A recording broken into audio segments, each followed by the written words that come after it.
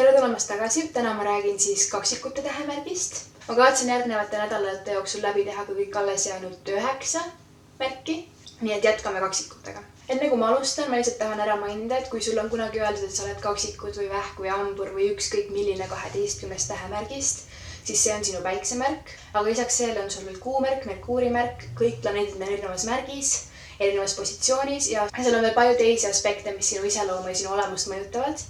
Nii et see video ei saa kõigiga 100% samastuda. Aga kui sa oled kaksikud, siis kindlasti leiad sa siit videost midagigi, mis sinuga samastab.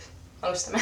Kaksikud on sündinud vahemikus 20. mai kuni 20. juuni. Sõltuvalt aastast see võib kõikuda paar päeva siia-sinna, aga üldiselt siis enam-vähem selles vahemikus.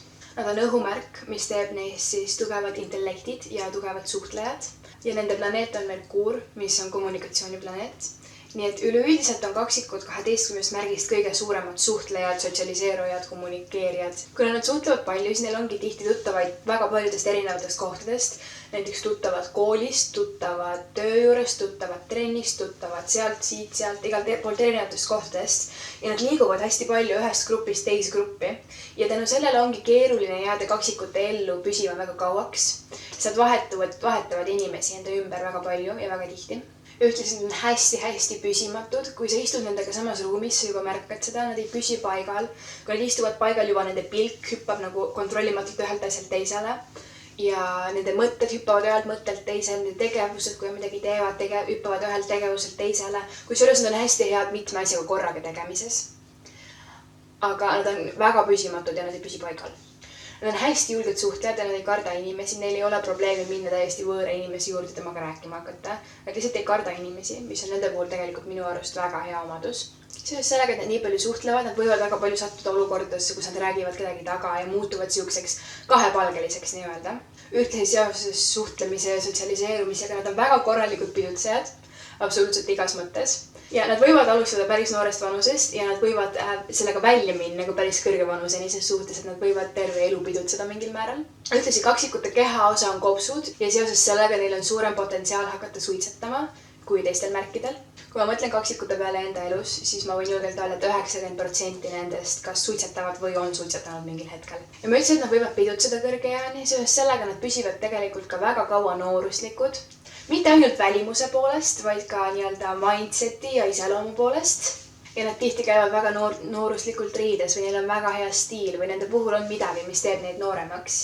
Ühtlasi kaksikute jaoks on eneseväljendus hästi oluline, just siis välimusega seoses. Ja nende jaoks on alati oluline, et nad mingil määral saaksid ennast läbi välimuse välja elada või luua oma välimusega mingi esmamulje, sest et hoolimata sellest, kas me seda tahame või mitte, kui me inimest kohtame, siis esimene esmamulje tekib ikkagi tema välimuse põhjal. Ja sellega seoses ongi kaksikute välimus tavaliselt nende iseloomuga mingil määral seotud. Aga kui me oleme nüüd rääkinud sellest nende nooruslikust pidutsevast poolest, siis räägime sellest teisest poolest ka, mis neil on. Kaksikutel, need on kaksikute märk, neid on 2 tükki kaksikud. Kaksikute puhul ongi see, et neil on rohkem kui üks nägu. Neil on tavaliselt 2, mõnel päeval isegi 3, 4, 5 erinevat külge. Ja nad võivad inimestele tekitada segadust sellega, et nad hüppavad nagu ühelt minalt teisele minale. Nende teine pool on see, et nad on väga intelligentsed ja neil on väga tugev intellekt. Ja nende pea töötab väga imeliselt. Nad on tihti kas kirjandushuvilised või nad ise kirjutavad. Nad on sõnadega osavad. Nad suudavad panna sõnu õigesse järjekorda, niimoodi saab tuleb midagi imelist välja. Ja nad on hästi head inimeste motiveerijad, inimestele mingi mõtte pähe panijad selles suhtes. Nad on sõnadega väga head. Nad suudavad sõnadega inimesi veenda. Ja neil ongi nagu see anne inimestele mõtteid pähe rääkida. Sellega ongi see, et nad võivad tihti jätta endast hoopis teistsuguse esmamulje, kui nad tegelikult on. Kuna nad on nii sotsiaalsed, siis nende esmamulje võibki tunduda see nende sotsiaalne pool, kuigi tegelikult neil on ka see nii-öelda peidetud intelligentne pool. See ei ole alati peidetud, sõltuvalt kaksikutest, see võib olla väga erinev. Ja tihti nad ei avalda ka seda oma intellekti kõigile, sest et neil on tihti keeruline leida inimesi, kes on nendega nii-öelda samal leheküljel või saavad nendest aru, mida nad mõtlevad.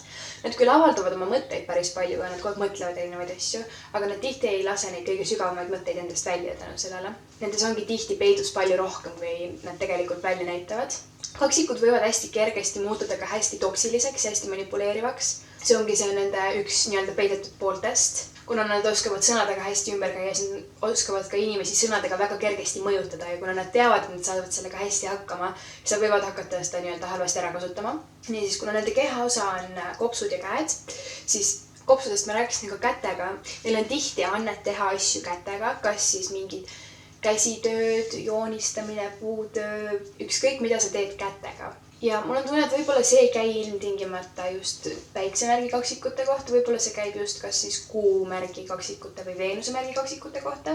Kuna nad on nii tugeva intellektiga märk, siis neil tihti on hästi tugevad vaated või uskumused, hoolimata sellest, kas nad on usklikud või mitte või mis nende vaated on, neil on tihti väga tugevad ja väga konkreetsed vaated. Mis ei tähendaks seda, et nad oleksid kangekaelised ja usuks ainult oma vaateid, nad on hästi valmis asja vaatama mitmelt erinevalt poolt. Ja nad tihti mõtlevadki hästi palju selle peale, mida nemad usuvad, mis on nende uskumused ja mis on nende vaated. Ja kui nad on leidnud, siis nad kaaluvad neid, arutlevad sellel teemal palju. Neile meeldib kaaluda ja arutleda ja mõelda ja nende pea kogu aeg töötab. Aga nende see pea töötamine erineb. Näiteks paar videot tagasi ma rääkisin, kuidas jäärapea kogu aeg töötab. See on teistsugune. Kaksikute pea töötab just sellistel sügavmõttelisematel, filosoofilisematel teemadel. Ja selles suhtes nad on rohkem nii-öelda mõtlejad kui tegutsejad. Nad on pigem sellised niisama filosofeerijad ja nad loevad palju, tegelevad kõige sellega, aga nad ei oska võib-olla oma mõtteid eriti tegevusse panna või oma mõtetega midagi peale hakata.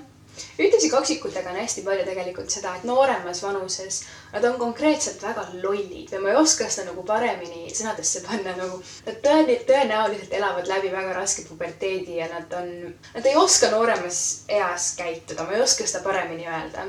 Aga seoses sellega nad ongi vanemas eas või mitte ilmtingimata isegi vanas eas, aga vanemas eas targemad ja mõistlikumad, ütleme siis nii.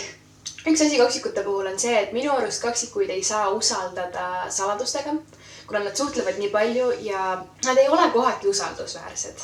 Ja ühtlasin, nad võivad olla valelikud, see on ka seotud nende tumedama poolega, millest ma ennem rääkisin. Nad võivad olla valelikud ja muutuda toksiliseks üleüldiselt, nii et kaksikute ümbruses sa pead alati jälgima. Sa pead neid alati mingil määral jälgima, aga see võib olla ka keeruline, kuna ma ütlesin, neil on nii palju erinevaid mina-pooli. Keeruline võib olla aru saada, et milline mina nad parasjagu on ja kui siirad nad parasjagu on. Aga kui sa päriselt tunned mõnda kaksikuid ja sul on mõni lähedane kaksik, siis pikapeale sa õpid sellest aru saama ja sa õpid nendega ka pikapeale nii-öelda hakkama saama. Kaksikutega on hakkama saada lihtne selles suhtes, et nad elavad pigem väljapoole kui sissepoole. Nendest on selles suhtes lihtne aru saada. Aga tihti on vaja ikkagi tugevat empaatiavõimet ja samastamisvõimet, et nendest täielikult aru saada. Nad võivad jätta endast hästi lapsiku mulje mõnikord. Ühtlasi kaksikute puhul on ka see, ma ei ütle, et nad ei ole pereinimesed, aga nad on pigem seda sorti inimesed, kes loovad selle pere endale ise ümber, nii-öelda sõpradest ja tuttavatest. Nad on pigem selle peal väljas, kui siis päris pere peal väljas. Mitte, et nad perest ei hooliks, aga lihtsalt nad on rohkem sõprade ja tuttavate keskel kui pere keskel. Ühtlasi kaksikute alla peaks ära mainima ka selle, et kui inimesel on sünnikaardis selline kombinatsioon, et päike on kaksikutes ja kuu on kalades, siis need on täiesti erakordsed inimesed, ma kohe seletan. Ma olen ise mõnda sellist inimest kohanud ja nad on tihti oma mõistuse ja oma mõtete poolest teistest enda ümber niivõrd palju ees, et see on täiesti uskumatu, mis nende inimeste peadest võib välja tulla. See oligi lühidalt võttes kõik kaksikute kohta. Ma loodan, et te leidsite midagi, mis kas teiega või mõne teie tuttavaga samastus ja head aega!